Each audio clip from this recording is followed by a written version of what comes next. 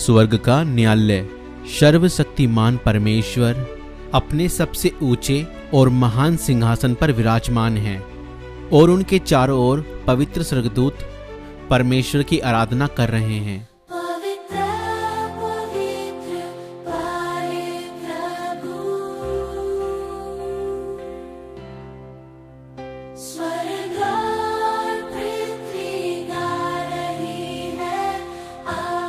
और सिंहासन के पास 2 कटघरे हैं, एक में अमित और दूसरे में अजय खड़ा है।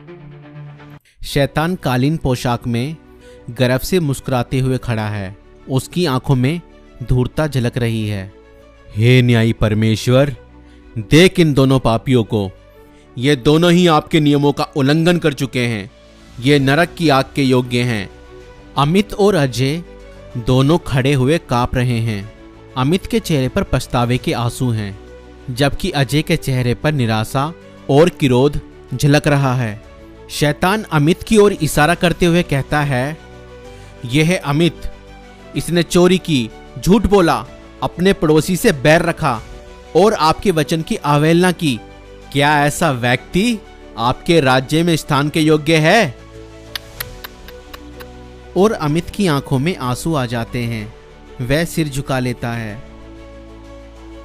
तभी यीशु मसीह एक प्रकाश में होकर वहां प्रकट होते हैं।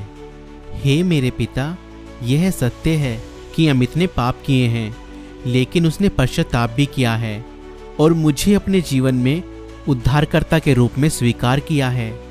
मैंने अपने लहू के द्वारा इसका दाम चुका दिया है।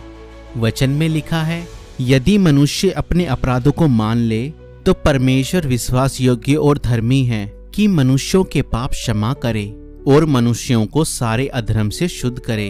अमित को स्वर्ग राज्य में स्थान मिलना चाहिए। शैतान, मेरे पुत्र ने अपने लहू के द्वारा इस व्यक्ति के लिए क्षमा का मार्ग बना दिया है। इसके पाप क्षमा किए जा चुके हैं।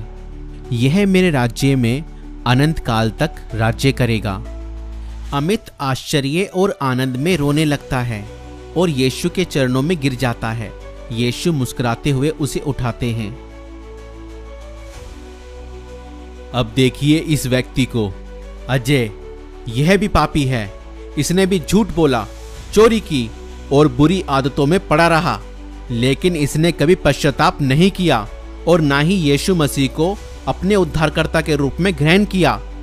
अजय डरते हुए बोल उठता है, हे परमेश्वर, मुझ पर दया करो, मुझे भी क्षमा कर दीजिए।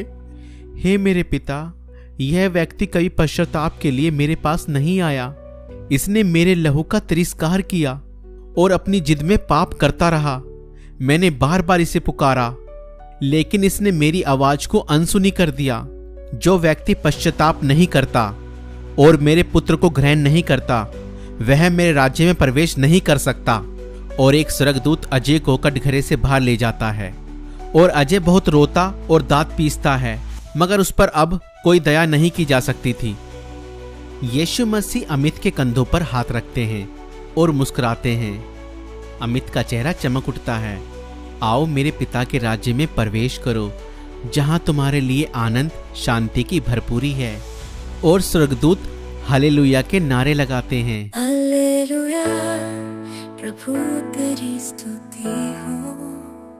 हालेलुया, तूने हराया मृत्यु को। अमित के चेहरे पर चमक है, जबकि अजय का रोना और चिल्लाना दूर से सुनाई देता है।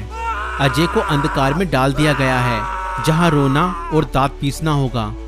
ये कहानी हमें याद दिलाती है कि केवल यीशु मसीह के लहू के द्वारा ही हमारे पाप क्षमा हो सकते हैं। जो व्यक्ति पश्चाताप कर लेता है, उसके लिए अनंत जीवन का मार्ग खुला है, परंतु जो पश्चाताप नहीं करता, वह परमेश्वर के राज्य से वंचित रह जाएगा।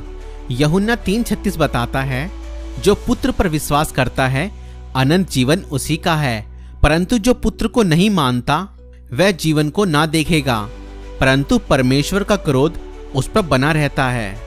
दुष्ट लोग अदालत में स्थिर ना रह सकेंगे और ना पापी धर्मी की मंडली में ठहरेंगे, क्योंकि यहोवा धर्मियों का मार्ग जानता है, परंतु दुष्टों का मार्ग नष्ट हो जाएगा। दोस्तों, आपको यह वीडियो कैसी लगी हमें कमेंट्स में जरूर बताइएगा। और आप यह वीडियो कौन सी जगह से देख रहे हैं यह भी हमें जरूर बताइएगा। हमें आपके कमेंट्स का इंतजार रहेगा। ऐसी और वीडियो देखने के लिए हमारे YouTube चैनल को सब्सक्राइब कर लें। परमेश्वर आप सभी को बहुत ऐसे आशीष दे।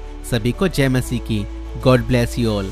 तो दोस्तों, अगर आप भविष्य में और ऐसी वीडियो देखना चाहते हैं तो हमारी सेवकाई को जरूर से सपोर्ट करें। आप हमें गूगल पे, पेटीएम, फोन पे, UPI भी कर सकते हैं। डिटेल्स डिस्क्रिप्शन में है। Please do like, share and subscribe.